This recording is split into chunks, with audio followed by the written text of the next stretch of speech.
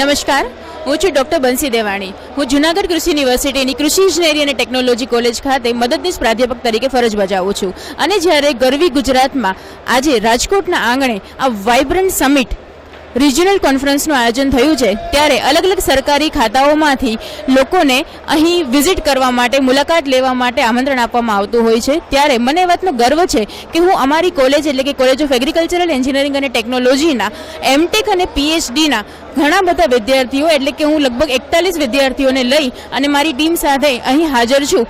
ત્યારે અમે સવારથી લગભગ 10:30 વાગ્યાથી આ કોન્ફરન્સમાં અલગ અલગ જે હોલ ખાતે અલગ અલગ વસ્તુઓનું નિદર્શન આયોજન કરેલું છે તેના અમે સાક્ષી બન્યા છે. અહીં જ્યારે અલગ અલગ વસ્તુઓનું નિદર્શન થઈ રહ્યું છે ત્યારે મને બે વસ્તુ ખૂબ જ રસપ્રદ લાગી છે કે જેમાં લોકલ ટુ વોકલ, કે જ્યારે સ્વદેશી વસ્તુઓને જ આપણે આગળ વેગ આપવાનો છે તેના ઉપર ભાર મૂકવામાં આવી રહ્યો છે. અને બીજી વસ્તુ કે આજે ટેકનોલોજીનો જમાનો છે ત્યારે અમારા વિદ્યાર્થીઓને અને ખાસ કરીને અમને ઉપયોગી નીવડે એવો એક પ્રોજેક્ટ અહીં અમને દેખાયો છે કે જેમાં સેન્સર્સનો ઉપયોગ કરીને કૃષિને કઈ રીતે આપણે વિકસિત કરી શકીએ છીએ કે જેના ઉપર ભવિષ્યમાં અમારા સ્ટુડન્ટ પણ આગળ કામ કરી શકે છે અને કૃષિને વેગવંતી બનાવી શકે છે ટેકનોલોજીના સહારે.